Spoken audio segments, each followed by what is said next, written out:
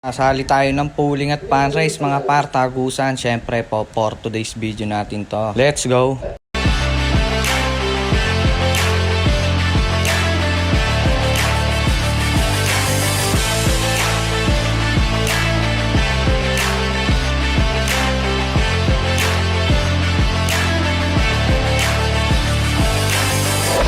Sabado, araw na naman ng training mga par, maglolo tayo ng ibon. Eto mga par, madali ang video na lang. Nandito na tayo sa loading station, magpapa-sticker tayo sa pooling at pan race. Bata nga pala yung ilalaban natin dahil ito yung mabilis na umuwi sa atin. Kita-its tayo bukas mga par. Good morning mga par, Sunday 6 AM. Eto, ayan, ang daming kinalat ng aso natin. Siyempre, kukunin natin yung pang anti-stress natin dahil Sunday. Kaya mga par, ano binibigay nyo tuwing Sunday sa mga ibon nyo? Pa-comment naman para may idea yung iba. Eto mga par, dito ko na lang nilagay sa coke para saktong 1 liter yung paglalagyan natin ng anti-stress. Sa mga pala breeder dito mga par. Kaya mga par, sasaktuin lang natin yung tubig. Makikita nyo may eat pa dun sa gilid. After natin malagyan ng tubig yung pang anti-stress natin mga par, bigyan muna natin yung mga breeder natin. Pagkasunod neto, papatukoy na natin sila. Pagkakasyahin na lang natin tong 1 litrong tubig na ibibigay sa kanila mga par. Kasya na naman sa kanila to. After natin sila mabigyan ng tubig lahat mga par, bibigyan naman natin sila ng patuka. Pagtapos nga pala natin magbigay ng patuka mga par, lilinisin ko muna to tapos bababa na tayo. After nga pala natin sila mabigyan ng patuka mga par, nilinis ko na rin yung kinalat ng aso ko. Ayan, malinis na. Tara, kita tayo sa baba, mag-aabang na tayo ng ibon.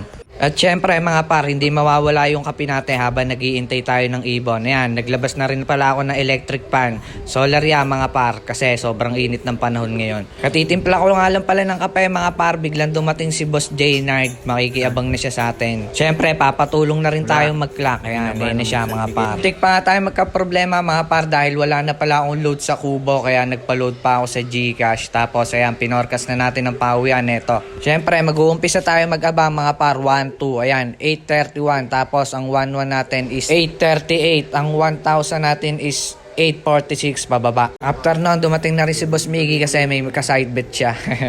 Oras na nga pala natin is 8:31 mga par. Pumanik na kami dito para mag-abang. 8:31 mga par, lalapag na natin tong camera natin. After neto mga par, meron na nga biglang dumating. Nagsalita na si Boss Jaynard, nasa baba ako nyan. Diba bakla?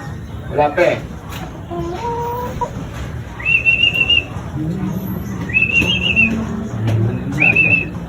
Ito. BNB Victory. Isa. Sa akin isa. Ay, dalawa. Yun! Si ano? May sticker. Ito, pango ka lang ha.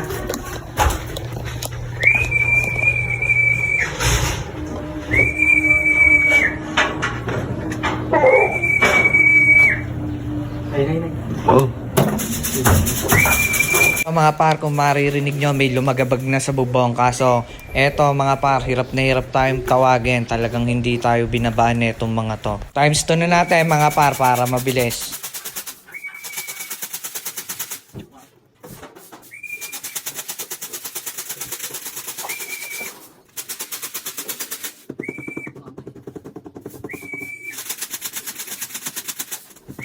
$831 pala, meron nang bumaba mga par, o mga 832 ganon. Kaso talagang tinatalo ako sa trapping mga par. Ang hirap nilang papasukin ngayon. Kaya i-didisiplina natin tong mga ibon natin na to mga par. Ngayong darating na linggo, talagang didisiplina natin ng matindi-tindi to. Kaya par, pumanik na ako dun sa taas kasi nakita kong bumaba dun sa kabilang bubong. Doon kasi natambay itong mga to, bubugawin natin. So times 3 na natin mga par kasi ang tagal talaga. 4 na rin pala mga pauwi natin dyan mga par. Yun yung sinilip ko sa taas.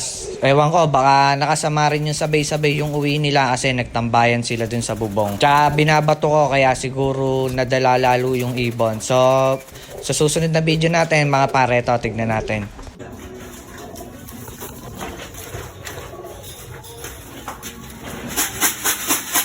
Yung pintigil dyan, yung black. May nagdadala.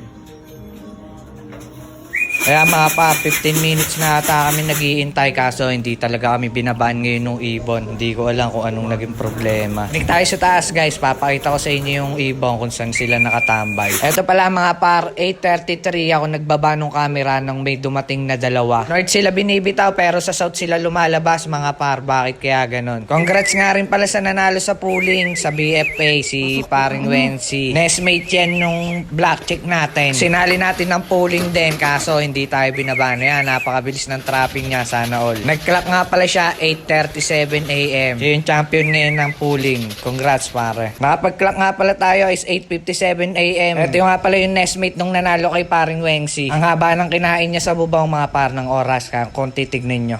Doon sila ako na inom sila dun. Tano oras na to?